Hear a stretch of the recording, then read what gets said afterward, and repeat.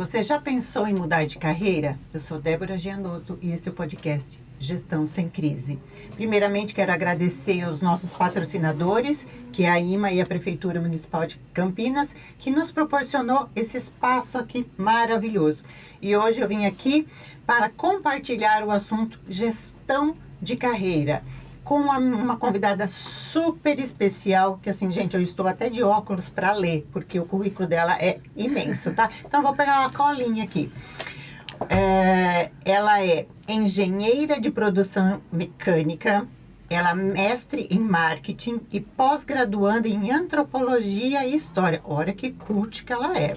Ela tem inúmeras outras formações.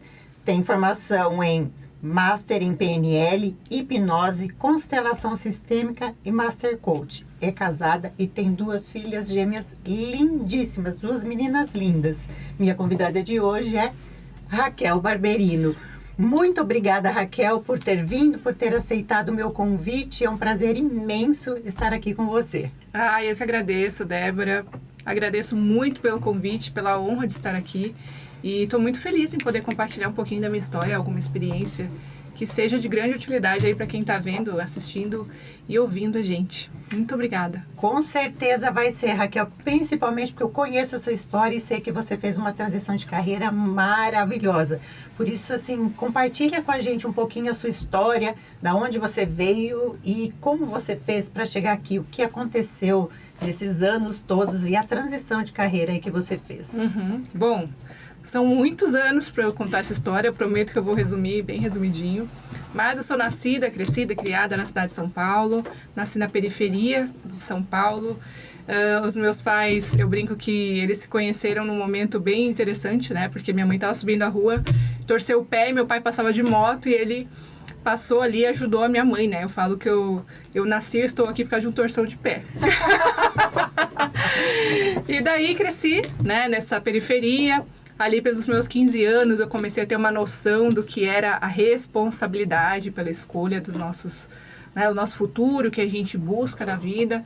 Então, em escola pública a vida inteira, eu falei o seguinte, bom, eu preciso fazer alguma coisa da minha vida, porque o meu pai, nas condições que ele tinha na época, eu tenho uma irmã mais nova, nessa época minha mãe estava desempregada, o meu pai sempre foi vendedor de sacos de lixo, né, ele viveu a vida inteira como autônomo nessa área. E aí eu falei o seguinte, bom, vou tomar essa decisão, preciso buscar uma faculdade, preciso estudar. E aí eu fui fazer um curso pré-vestibular, que ficava do outro lado da cidade naquela época, né? Eu brinco que naquela época era tudo mato, né? Não tinha essa questão de integração, como tem hoje. Metrô, né? Bilhete único, não. Então eu saía de Interlagos, que era a periferia de São Paulo, Zona Sul, e ia para lá para todos os dias. Né? Isso demorava umas 2 horas, 2 horas e meia para ir, 2 horas, 2 horas e meia para voltar. Então, eu acordava às 4 da manhã. E assim foi a minha vida, a minha rotina durante 2 anos. Dali, no 2º ano, eu consegui passar na faculdade pública. Então, eu comecei ali, enfim, uma primeira conquista, né? Que foi dada a partir de uma decisão que eu tomei. Fiz a faculdade de engenharia, meu primeiro emprego foi no telemarketing, eu brinco, né? Eu tinha que comer, né, gente? Então, assim, eu falei, gente, eu preciso trabalhar de alguma coisa. E aí, naquela época, eu lembro que tem muito isso, né, Débora? Você que trabalha com RH, com a questão de gestão de pessoas, com contratação, com treinamentos.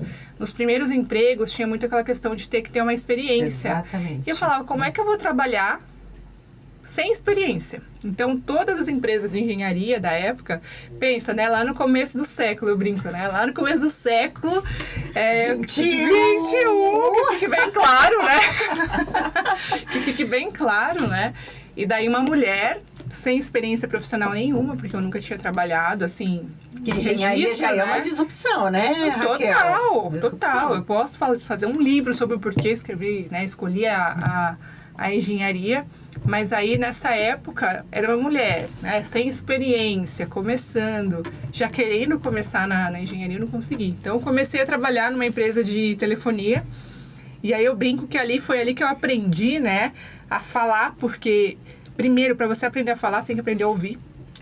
E aí, para mim, foi um grande aprendizado, porque eu trabalhei no pior setor da empresa, que era o setor de cancelamento de linhas, onde o cliente já chegava pé da vida, né?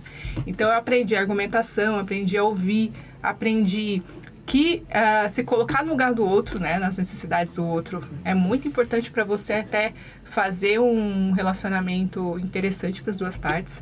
Então, o que é um exercício muito difícil, né, Raquel? Muito difícil. Essa empatia aí é bem complexo, né? Sim, porque muitas vezes, né, na vida mesmo, as pessoas elas chegam jogando pedras em você porque elas têm um motivo delas, da vida delas, pela perspectiva delas. Então ali eu já aprendi a entender que me colocar no lugar do outro, na perspectiva do outro, ouvir para poder entender como eu posso ajudar aquela pessoa, foi assim um grande aprendizado para mim. E isso eu trago até hoje. E hoje é uma das soft skills mais buscadas nos profissionais, né? Para a liderança, é ouvir, saber ouvir, né? E você já pegou essa lição lá atrás, né? O quanto que você já ganhou de expertise no decorrer da sua carreira, né? E era uma coisa que eu não sabia fazer. Porque eu tenho um perfil que na minha área, né, na área de desenvolvimento humano, se chama influente. Gente, o influente fala o quê? Com as mãos, com os cotovelos, com a boca, com tudo. Então, assim, aprender a ouvir para o nosso perfil de influência é um desafio. Porque a nossa predileção é falar. Então, eu já comecei ali aprendendo, fazendo esse pequeno estágio aí em ouvir. E aí, para minha surpresa, eu fui mandada embora. Depois de um ano, foi o pior dia da minha vida naquela época. Eu falava, gente, o que eu... Né? Eu tava me sentindo, assim, já tava ajudando a supervisão, eu já tinha mudado de departamento, né? Meu primeiro salário era de R$360. Era o salário mínimo na época, né? E, gente, eu fazia tanto com aquele dinheiro, cara. Nossa, eu fazia muita coisa com R$360. E aí, eu já tava ganhando 580 no final.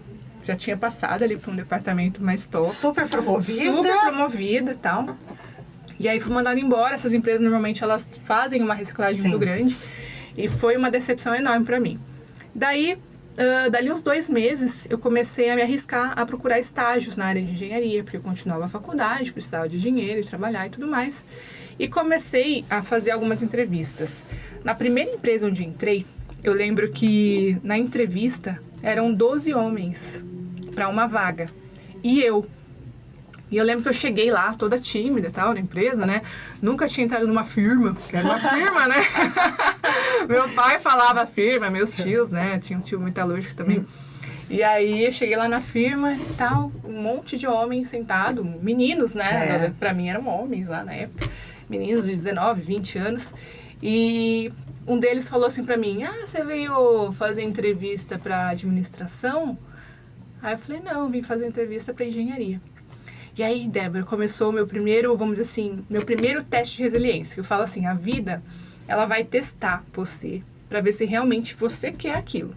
Então, muitas vezes você está muito perto de um objetivo e começam a chegar coisas para testar se realmente você quer aquilo. Exatamente. E aí eu lembro que nesse dia, mesmo sendo mulher, né, a gente pensa, uma mulher normalmente vai primeiro, eu fui a última a ser entrevistada. Então eu lembro que eu cheguei lá 10 horas da manhã na empresa, e eu fiquei esperando o gerente da engenharia me entrevistar até as 4 da tarde. Sem almoçar, sem tomar água, sem poder ir no banheiro. Eu tinha medo de levantar. E aí eu ser chamada. Ser chamada e não estar lá, né? Não estar lá. Então, eu fiquei lá esperando. Acho que foi um teste para ver se realmente eu queria aquilo. Exato. E esse gerente me chamou, eu fiz a entrevista. Eu lembro que na época, a gente tinha que fazer um teste de desenho técnico. Tudo era na mão, não existia muita, gente, é sério. AutoCAD, não existia, né? Existia AutoCAD, mas não era assim tão comum como é hoje. E aí ele me deu uma peça, que era um suporte porta-ferramentas com um paquímetro, e falou o seguinte, olha, desenha as 3 vistas dessa peça, né? Em escala 1:1. Isso aí na engenharia a gente chama de desenhar no tamanho real. E eu acredito que ele achava que eu não fosse conseguir, porque era uma peça complexa. E para quem entende de engenharia um pouquinho, a gente tem que desenhar, né, as vistas da peça com detalhes, né, dos furos, do que tem de rosca, de raio e tudo mais. E eu fiz isso tudo na raça. Para o desespero dos 12 meninos, eu consegui a vaga. Então, eu fui a primeira mulher a trabalhar na engenharia daquela empresa, na história da empresa. Nunca tinha tido uma mulher na engenharia daquela empresa. Então, eu falo que ali eu já comecei um protagonismo. Segunda disrupção, hein? Segunda disrupção.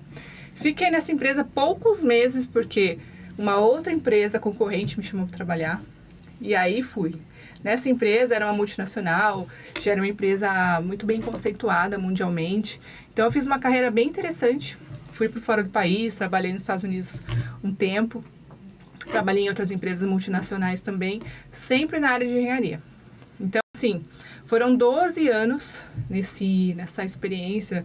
Eu lembro que meu último cargo na engenharia, eu tinha um cargo de coordenação em que tinham 20 homens abaixo de mim, né? Então, assim, pra mim aquilo, eu falava, cara, ao mesmo tempo que era diferente, pra mim era muito natural, porque tudo aquilo foi algo que eu colhi, né? Sim. Através do que eu plantei lá atrás. Então, eu tenho muito orgulho de falar sobre isso. E aí, eu tô resumindo bastante essa questão profissional. Nessa época, eu fiz outra faculdade da área de engenharia, fiz um mestrado em marketing, aprendi a falar inglês fluente, espanhol, porque eu dava treinamento em inglês, dava treinamento em espanhol. Então, assim, aquela menina da periferia que estava na escola pública ganhou o mundo através de uma decisão que ela tomou. Eu lembro que... Aí, assim, meu sonho nessa época era o quê? Casar. O sonho, né? Casar, ter filhos, uma casa e um carro. Um cachorro, mais ou menos. Naquela época ainda não. Mas aí realizei esse sonho, né? Pipoca vai ficar triste? O Pipoca, gente, ele é terrível.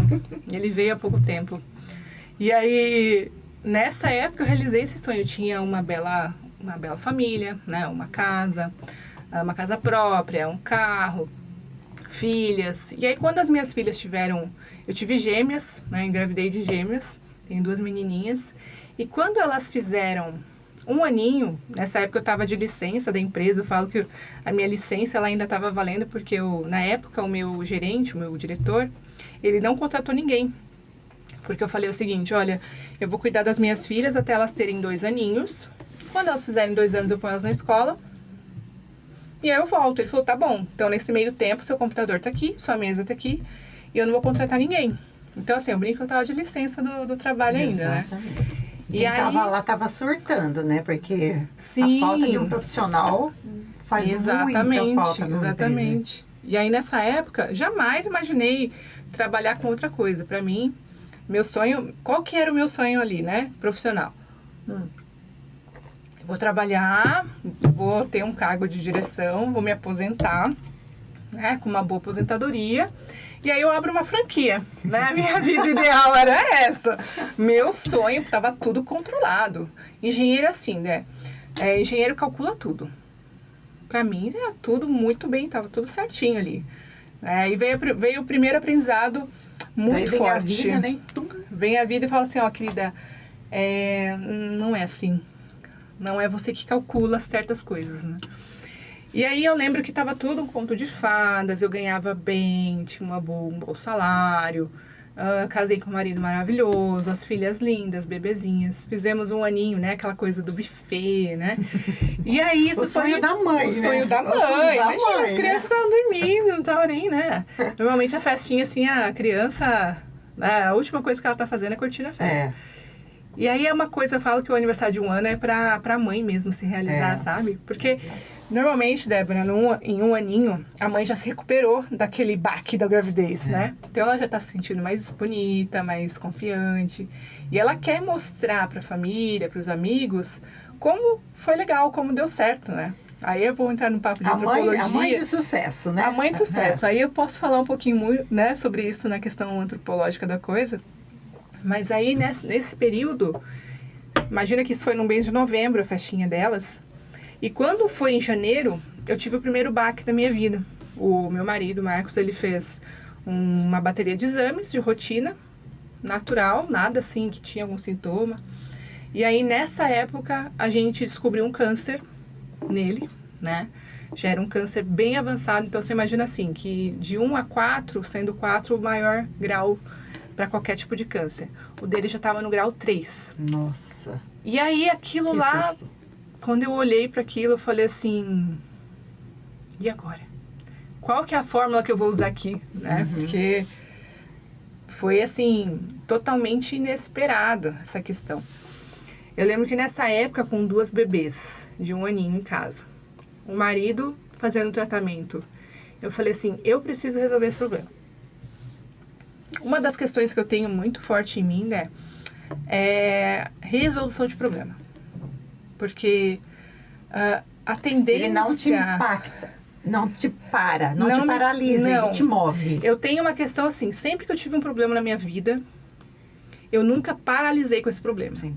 Eu sempre fui muito prática no sentido assim, ok, existe esse problema, eu preciso resolver. Eu acho que isso é coisa de quem gosta da engenharia, das exatas, porque para mim nunca houve problema que não tivesse uma solução. Eu também tenho uma vertente nessa situação aqui, é o quê? Quando a gente enfrenta alguns problemas, desde de mais cedo, a gente vai criando a resiliência, aquele negócio tipo, não adianta eu ficar parado, eu preciso resolver. Então, assim, os problemas vão aparecendo e a gente vai ter que tirando eles da frente. Sim. Né? Que é o que faz a gente acontecer, faz a gente ter resultado. Eu acho que são a soma dos problemas que a gente vai tendo e solucionando eles no decorrer do caminho. Sim. Isso ajuda bastante. Sim. E eu acredito eu sei que você também teve uma infância, vamos dizer assim, mais simples, né? Sim. Sem muito luxo, Sim. sem muitos, vamos dizer assim, hoje em dia, eu creio que a informação, a internet, ela proporciona mais informação para os pais. Mas naquela época, os pais eles não tinham tanto acesso à informação como os pais de hoje têm. Então, eu creio que as crianças do começo, pode ser uma crença minha, tá?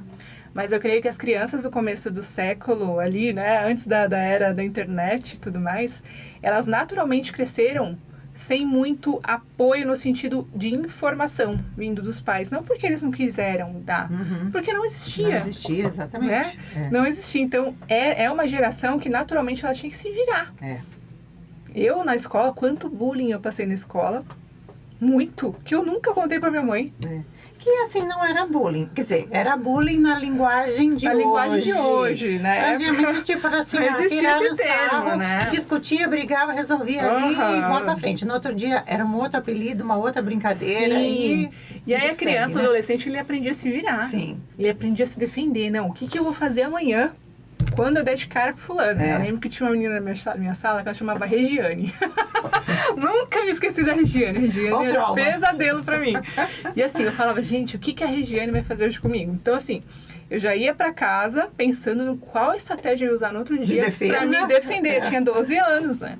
Então, assim, eu creio que essa característica de resolução de problemas, ela vem ali na infância e na adolescência, conforme a necessidade do ser humano. E aí, quando eu me deparei com a doença do Marcos, né, do meu marido, eu falei o seguinte, eu preciso fazer alguma coisa. Lógico, a gente fica abalado, assim, né, não foi tão frio assim como pode parecer. Então, nessa época, eu fui imediatamente atrás de qualquer coisa que existisse no planeta Terra que curasse um câncer. Desde alimentos, desde chá, desde remédio. Terapia era uma coisa que eu era completamente ignorante a respeito. Para mim, eu tinha um terrível preconceito de que terapia, psicologia, psiquiatria, imagina, isso aí é para quem tá... Eu não tenho nem tempo para pensar nisso, né? Ainda mais os alternativos, né? Imagina, alternativa. Para um engenheiro, terapia alternativa é uma coisa difícil de entender. Porque para quem é muito exato, precisa ter uma lógica. E isso é ruim, porque tira a oportunidade da grande maioria das pessoas que trabalham nessa área de conhecer outras, né, vamos dizer assim, possibilidades de tratamento. Sim. Que são inúmeras, né? Inúmeras. Imagina, eu não conhecia nada. E aí eu lembro que nessa época eu falei assim, terapia alternativa, o que é isso? Não sabia nem o que era.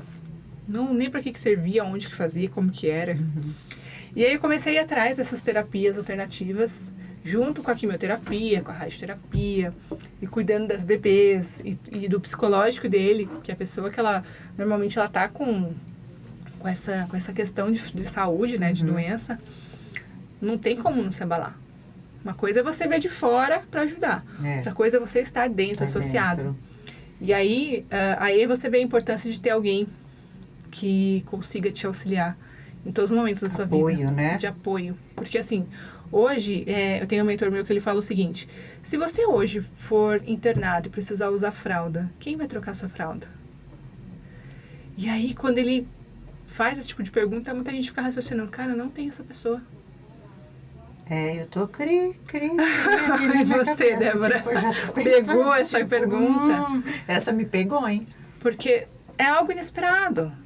Óbvio, a gente não vai ficar vivendo de e se tal coisa acontecer. Sim. Mas é algo a se pensar. com as situações que a gente passa na vida e que trazem um certo aprendizado. Sim. E nessa época eu vi como era importante para ele ter uma pessoa ao lado dele que se disponibilizasse a buscar soluções que talvez ele não conseguiria pensar. Então, E foi isso, então, que fez a disrupção entre engenheira, cálculo, totalmente padrão, planejamento, para ir para este mundo completamente lúdico, né? Lúdico para a grande maioria das pessoas que não conhecem. E aí, Débora, nessa época, para resumir bem, ele se curou totalmente da doença. Eu era aquela pessoa que eu não conseguia ver uma agulha entrando no braço, que eu já desmaio. E aí, nessa época, ele usou, não sei se você já ouviu falar, daquela colostomia. Sim. Que é uma bolsa, Sim. né? Que a pessoa que faz qualquer procedimento no intestino, ela usa uma bolsinha onde parte do intestino fica à mostra. É. E aí, eu me peguei numa situação que eu não conseguia ver uma agulha para trocar curativos de uma bolsa de colostomia. Então, assim, nessa época eu aprendi que em momentos em que a gente é desafiado, a gente começa a descobrir habilidades, capacidades que a gente não descobriria se não fosse desafiado. Então, muitas vezes os momentos de desafio vêm pra gente para nos ensinar capacidades que a gente não sabe que já tem. Foi isso que aconteceu comigo. E aí, fazendo essa terapia alternativa, ele também fazia. Eu lembro que quando acabou, quando as coisas ficaram mais calmas, eu falei assim... Eu lembro que eu fiz o reiki, né, na época, era uma terapia... Nossa, maravilhoso. Né? Maravilhosa, mas como que eu vivi até 30 e poucos anos sem conhecer. E aí eu falei assim, engenheiro é assim, Débora, engenheiro fica encasquetado.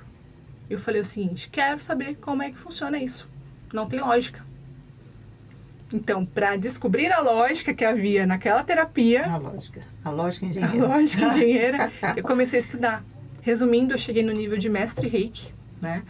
E aí eu comecei a aplicar nas pessoas, eu comecei a fazer, eu falei, gente, isso é muito interessante. Olha como a partir de mim eu posso levar cura, entendimento, paz, tranquilidade para as pessoas. E a partir daí eu não parei mais de estudar. Fiz várias especializações terapêuticas, o coaching, né, que é uma coisa mais metódica, a PNL, a constelação, a hipnose. E aí não parei mais. Comecei a trabalhar com isso, abri um escritório no Morumbi, na região de São Paulo, ali do Morumbi. Comecei a atender e me apaixonei.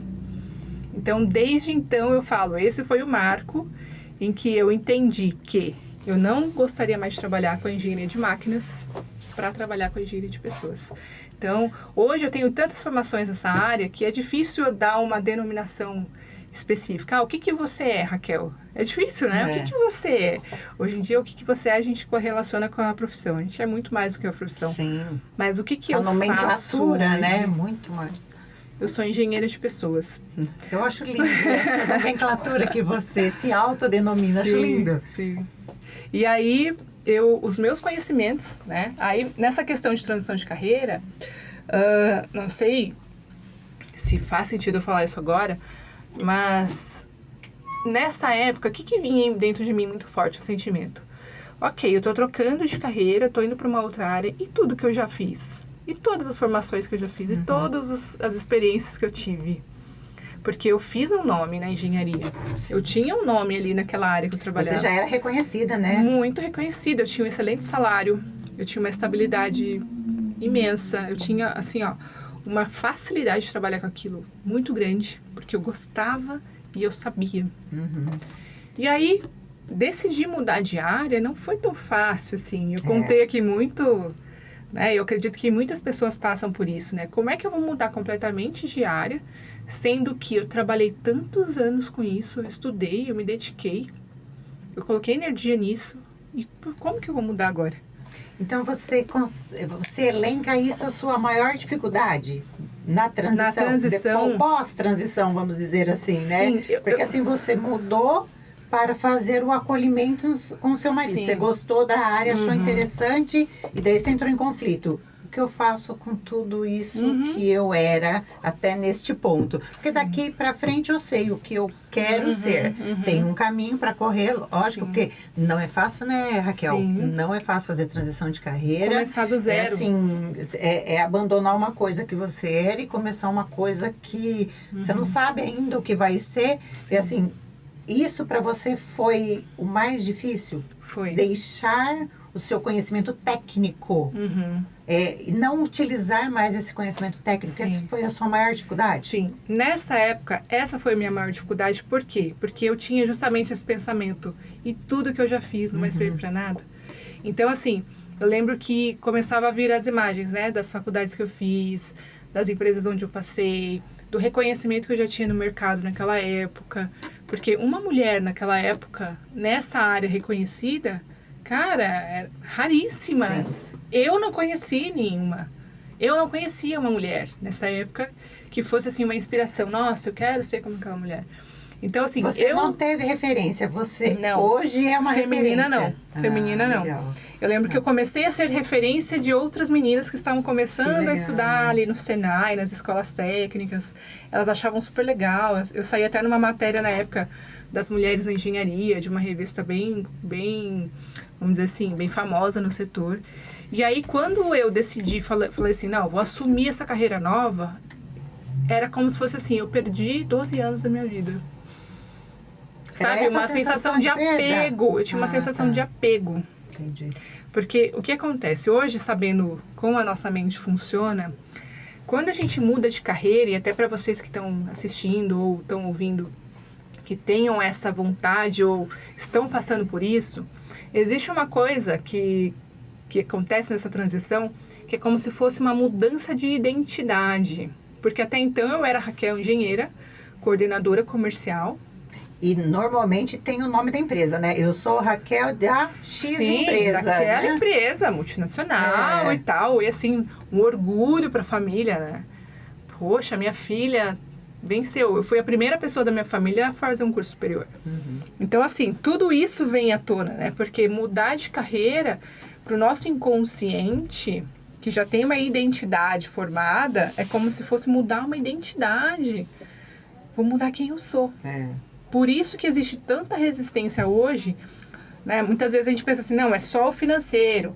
Ah, eu já tenho uma estabilidade e eu não quero mudar para não perder a estabilidade. Não, existe muito mais além disso, coisas que você nem sabe que você pensa, mas você pensa, porque mudar de carreira, muitas vezes, para o nosso inconsciente, significa mudar de identidade. E mudar de identidade, que é a base de tudo que a gente é muito forte. Então, o assunto mudança de carreira... de Maslow, né? Sim, identidade, capacidade e merecimento. Então, assim, eu já estava no merecimento. Porque eu tinha uma identidade, eu desenvolvi capacidades. Funciona assim. As nossas crenças, os nossos pensamentos, como a gente pensa, aquilo que é verdade absoluta para nós, começa pela identidade, quem eu sou. Depois, sabendo quem eu sou, eu sei quais são as minhas capacidades.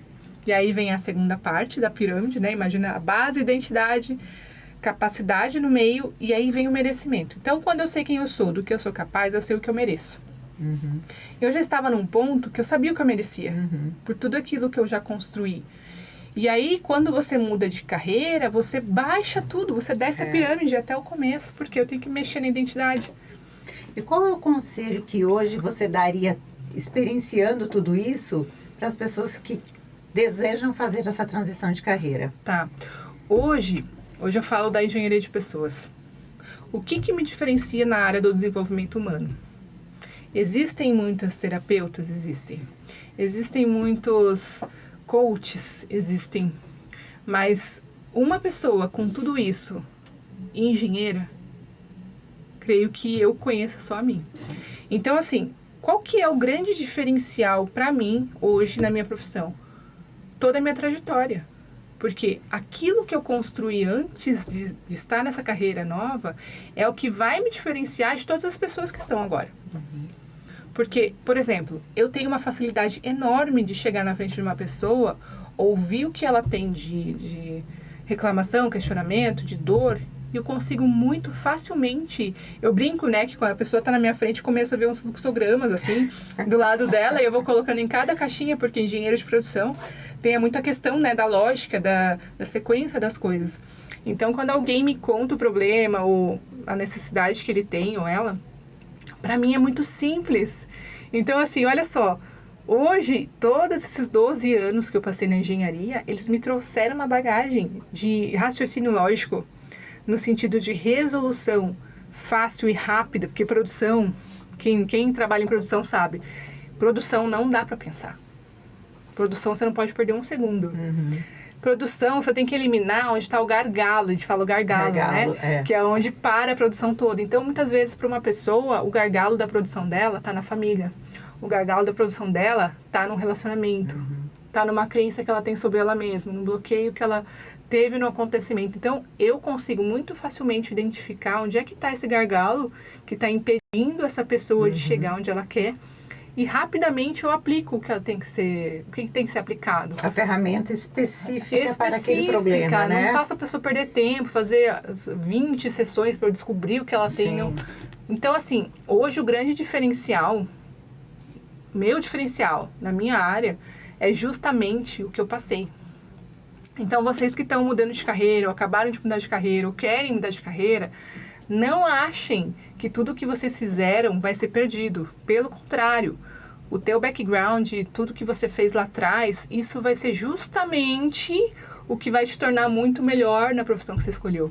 Porque, de fato, é isso que torna a gente único, a nossa história. Exatamente.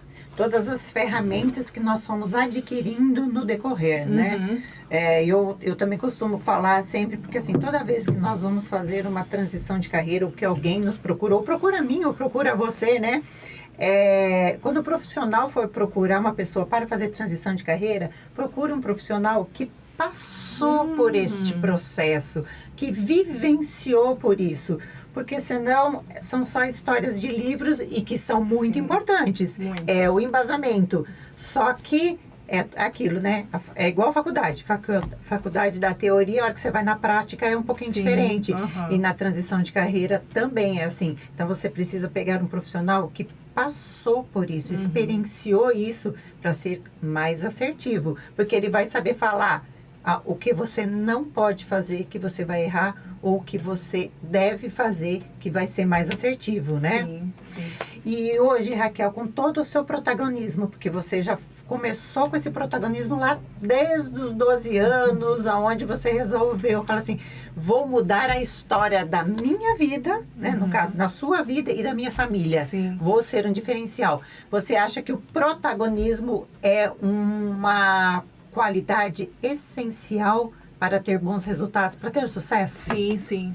Até porque eu aprendi, Débora, que quando a gente entende que nós temos o poder de escolha, tá? Muitas vezes a gente acha que não tem. Que as coisas são como são. Eu falo, a gente é muita gente, né? Mas a grande maioria das pessoas, e eu me incluía nisso lá atrás, com base em tudo que eu recebia de informação dos cuidadores, da minha família e tudo mais, que não, as coisas são assim, as coisas são como são. E a gente tem que seguir a vida, toca a vida, um dia de cada vez.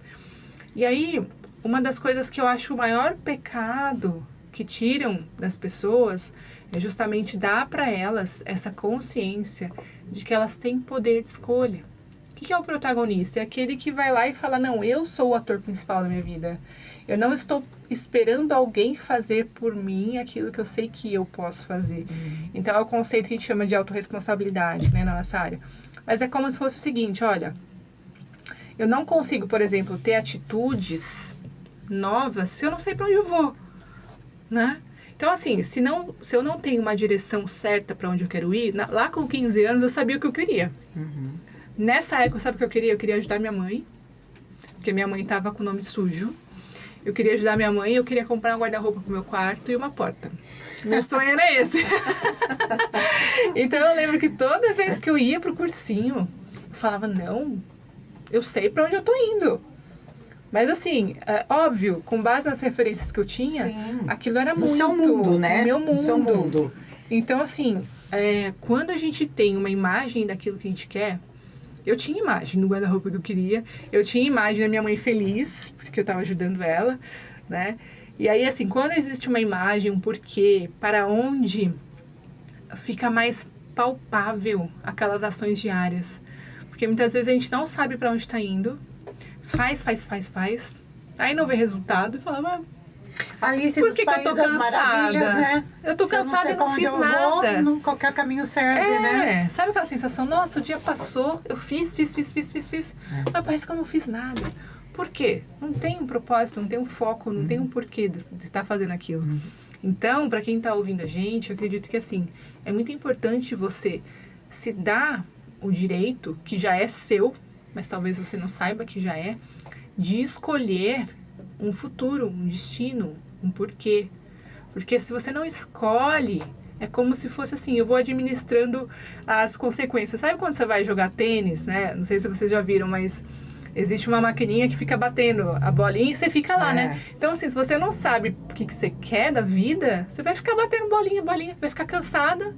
No fim, você não jogou jogo nenhum, não apareceu em lugar nenhum, não passou por nenhum troféu, né? De ganhar um troféu, mas ficou cansado porque bateu bolinha. Viveu a vida do outro, né? Viveu a vida do outro. Ou conforme... Alguém administrou a sua vida, né? Eu falo assim, se você não sabe o que você quer da vida, você vive administrando consequências. Exatamente. Entende? Então... É porque assim, tudo que a gente ouve, né? Quando a gente está ouvindo com a nossa escuta ativa uma outra pessoa, a gente só ouve consequências, Sim. né? Porque as causas estão mais profundas, né?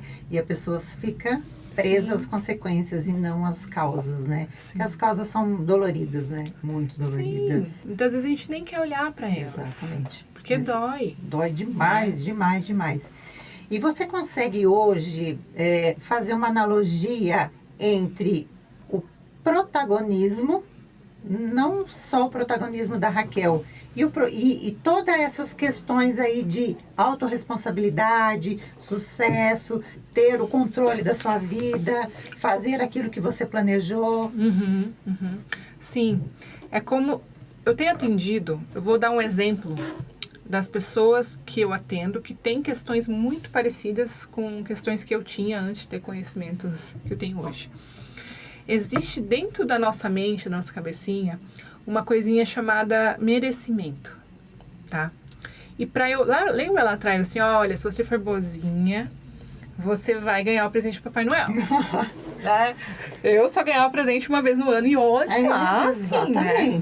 Aquela expectativa de ganhar. Então, assim, existia, eu preciso fazer isso para merecer. Então, assim, hoje... A vida, né? Essa analogia que eu faço é referente à criança, por exemplo. Bom, se você fizer isso, você vai ganhar isso. Se você não fizer, você não vai ganhar. Mas não é assim, vamos dizer assim, olhar para isso com uma mentalidade pesada, escrava. Mas era o seguinte, olha, para todo efeito, existe uma causa. Então, assim, se eu quero café com leite, eu tenho que misturar o leite com café. Né? Por mais que eu saiba o que eu tenho que fazer, eu tenho que ir lá e pegar e fazer. Agora, sim, a questão da autorresponsabilidade é entender o seguinte, qual é o efeito que eu quero causar na minha vida? E esse efeito pode mudar todo dia você pode ter um efeito novo, um sonho novo a ser realizado. Mas, por exemplo, eu quero emagrecer. Vou falar de emagrecer, quem mulher entende disso, né? Quem nunca, né? Quem não está constantemente em um regime, né? Então, assim, existe o quê? Um efeito. Perder 10 quilos, um exemplo. Isso é um efeito. Quais são as causas que vão me levar a perder 10 quilos? É consultar um médico, fazer um exame, um nutricionista, mudar a dieta. Todas essas são causas que, somadas, eu vou chegar nesse efeito. Agora a questão é, eu quero emagrecer. Débora, me emagrece? Concorda que você não consegue. Você pode até me falar, né? O que é. Agora sim, eu vou precisar fazer o que tem que ser feito para que eu receba aquele efeito que eu quero. Então, assim, não basta ler um livro sobre emagrecer. Eu tenho que ter as atitudes, as ações diárias que me levem a esse objetivo. Então, muita gente tem esperado alguém emagrecer, elas, né? Eu não emagreci porque a Débora não emagreceu. Eu falei pra ela que eu queria. Então, não adianta você consultar o maior especialista do mundo, o maior médico, terapeuta, coach, consultor, e não fazer aquilo que você precisa fazer. Então, quem é protagonista, ele sabe que ele precisa assumir o papel dele. Né? Ninguém vai assumir o seu papel por você. Então, eu percebi que, por exemplo, nessas pessoas que eu atendi no grande decorrer do tempo, é como se sempre alguém tivesse que mandar ela fazer. Ou autorizar ela a fazer. E a gente tem aquela questão da criança, né? De autorização. Eu não vou porque meu pai não deixou, minha mãe não deixou. E na vida adulta eu atendi grandes executivos e executivas que ainda tinham aquela questão assim, será que eu posso? Nossa, eu ia exatamente perguntar isso. Se essa base de autorresponsabilidade, porque a gente imagina altos executivos totalmente autorresponsáveis, porque estão num cargo onde lidera muita gente, tem muitas soft skills, se desenvolveu muito tecnicamente como comportamentalmente, né? Mas assim, também existe isso em grandes executivos? Existe. É a autorresponsabilidade ou é o merecimento? O que pesa mais? Olha, eu acredito que anda junto. Porque existe ali, por exemplo, existe um grande executivo que tem uma equipe com 20 pessoas no staff e mais não sei quantas pessoas funcionários, né? Então, eu já peguei executivos que tinham 200 pessoas abaixo dele. Então, lá naquele ambiente, ele conseguia atuar naquele papel de executivo. Sim.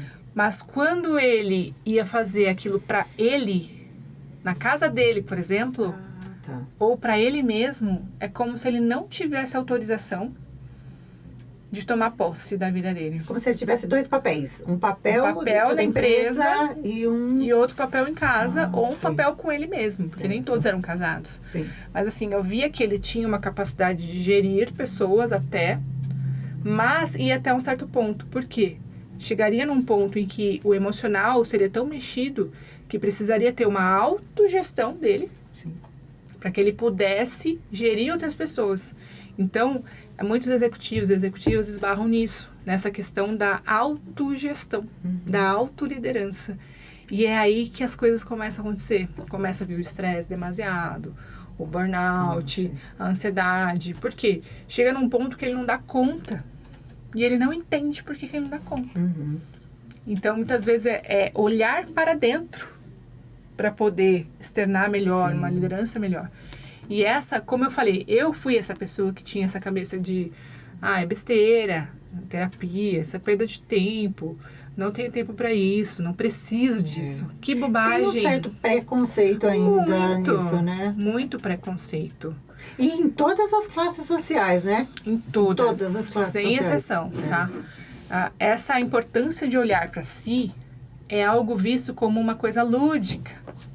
Quando, na realidade, é como se eu fosse um carro e eu tô parando na oficina, eu preciso fazer manutenção.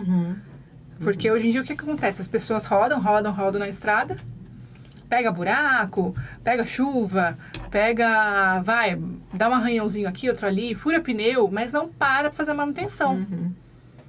E a terapia, o acompanhamento de vamos dizer assim, de um especialista em desenvolvimento humano, ele é como se fosse o pit stop, né? Trocar um pneu, trocar o óleo do motor, dar uma olhada, uma conferida se está tudo certo. Por quê? Eu vou ter uma maior performance se eu fizer essas paradas estratégicas. O que acontece? As pessoas não estão fazendo. E quando fazem, elas param de vez. Muitos param. Às vezes não tem mais condições de consertar todo o estrago, né? É como se fosse aquele carro que, já chegou num ponto que não vale a pena mais, sabe? O carro que ele já foi tão estressado, que o sistema dele ele pode se recuperar, mas ele não vai se recuperar tão bem quanto se ele tivesse feito as paradas estratégicas. Então, eu falo que hoje olhar para si é estratégico, é inteligente. As pessoas que fazem terapia, meditação, algum tipo de acompanhamento com um profissional dessa área, eles têm maior performance. Eles ganham mais dinheiro, eles têm maior paz de espírito, eles dormem melhor, têm relacionamentos melhores. Mas isso, vamos dizer assim, para que essa pessoa, a grande maioria que chegou lá, ela teve que romper a barreira do preconceito, do que são essas questões. Então, assim, eu falo que é inteligente olhar para si. O que vamos ver se você também encontra essa situação. Eu já encontrei inúmeras vezes. Uma pessoa me procurou para fazer transição de carreira e a hora que a gente foi descobrir, né, todo esse emaranhado aí, nós descobrimos, né, eu fiz a pessoa enxergar que ela não queria fazer transição de carreira, é que ela estava tão exausta de tudo aquilo que ela estava fazendo, que ela queria fugir e fazer uma outra coisa. Uma Por fuga. causa exatamente disso. Não teve as paradas para se autoconhecer. Então, queria fazer qualquer outra coisa, porque estava tão estressado, tão irritado, estava com burnout, estava tudo estragado, Sim. né? E ele queria mudar de carreira porque ele achava que se ele mudasse de carreira, a vida dele melhorasse. Ou seja, colocando os probleminhas embaixo do tapete, né? E buscando outras soluções que não ia acontecer. Isso também acontece com você? Acontece. Uma vez aconteceu de uma mentorada minha, ela queria justamente fazer a transição de carreira e ela tinha certeza que ela queria tal coisa. É muito comum isso que eu vou falar também. Ah, não, eu quero deixar a minha carreira na empresa porque eu quero empreender com tal coisa. Depois a gente foi descobrir lá na última sessão que na realidade ela não queria aquilo. Ela estava fazendo aquilo porque na mente dela era a única alternativa que ela tinha para fugir daquele cargo que ela tinha. Então é como se fosse assim, o que você falou, bem similar. Uma fuga de algo, buscando algo que talvez eu nem quero, mas para fugir daquilo. Porque fugir é mais fácil que resolver. Exato. Entendeu? Então, muitas vezes tem que se perguntar, realmente, eu quero mudar de carreira ou eu não tô feliz na atual situação? Eu gosto do que eu faço, eu quero fazer isso pro resto da minha vida, um exemplo, mas talvez nesse lugar que eu tô não tá legal. Ou as pessoas que estão comigo não tá legal. Então, é justamente dar a oportunidade de se questionar, é isso mesmo que eu quero? De fato, é mudar de carreira ou isso aqui é uma fuga para eu não olhar para os problemas que existem aqui? Exatamente. Entendeu? Então, é bem interessante fazer esse tipo de questionamento. Eu falo que é libertador poder se questionar. Exatamente.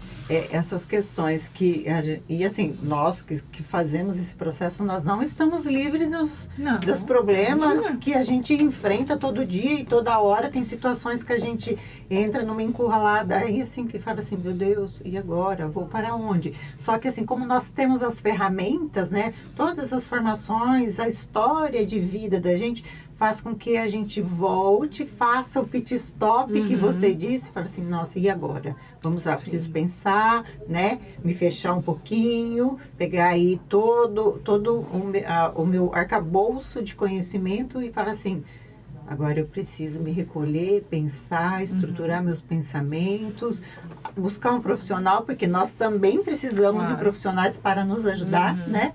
E depois começar a traçar de novo um novo caminho, um novo trajeto. E às vezes é só descansar que a gente precisa. Exato. Né? Só descansar, porque a gente está tão nesse movimento de fazer, e eu preciso fazer, e as coisas vão acontecer no mundo muito rápido, né? Sim. E tem aí ainda mais a inteligência artificial que tá assim, tipo, né?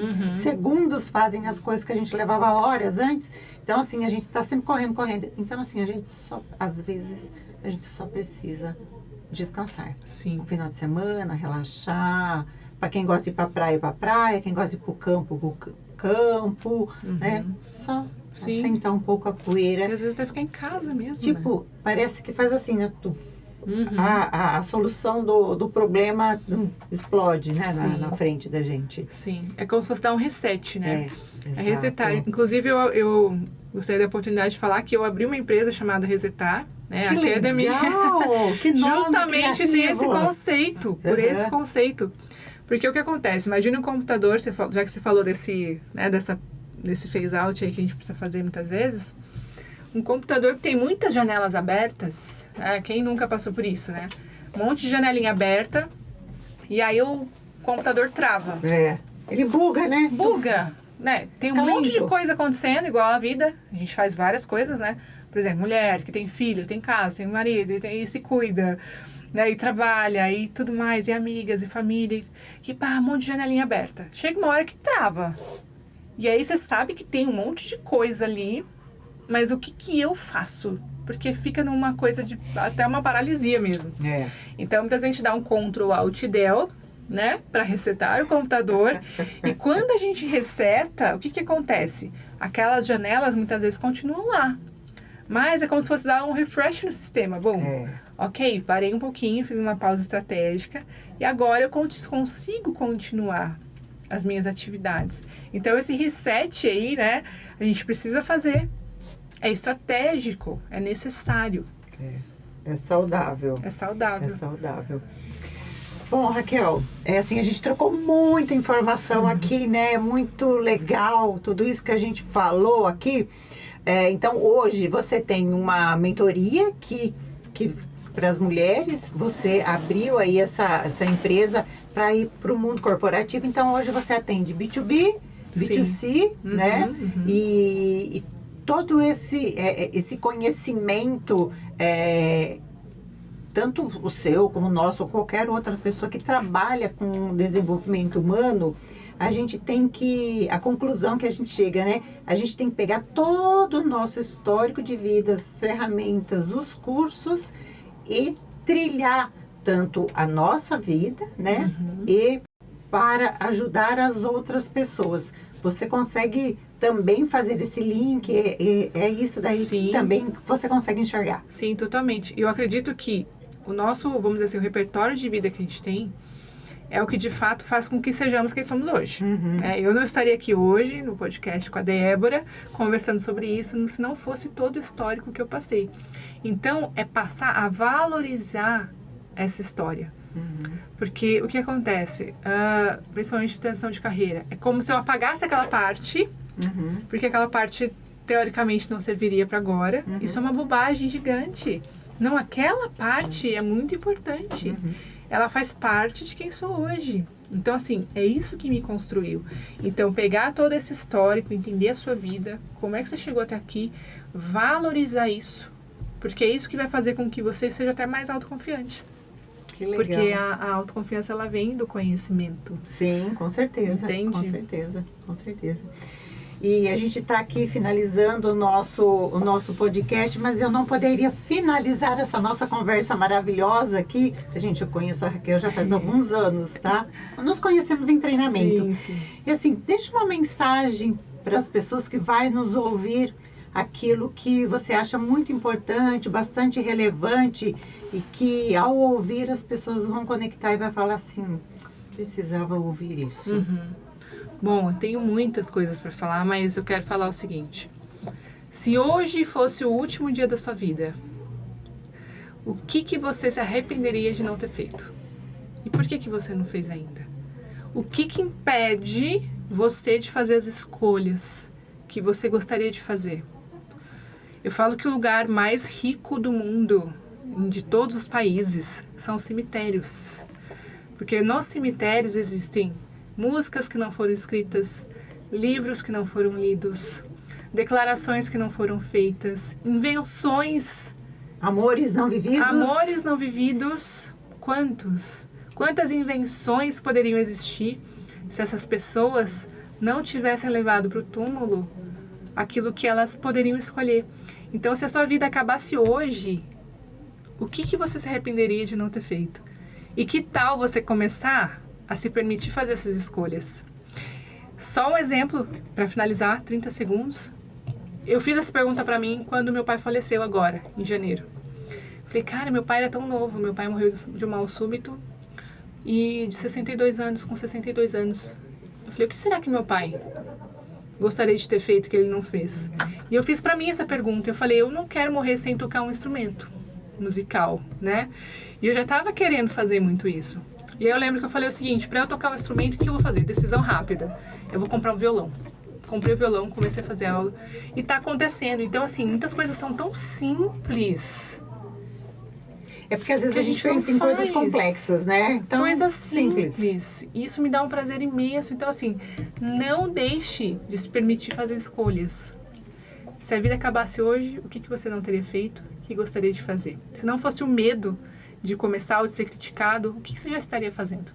Então, eu quero deixar essa mensagem. Poderia falar outras, mas me veio essa no coração. Que legal. Porque acredito que a vida... Vou refletir sobre ela também. E as pessoas, Raquel, aonde te encontram? Quais são as suas redes sociais? Sim, hoje eu estou ali no Instagram, @RaquelBarberino.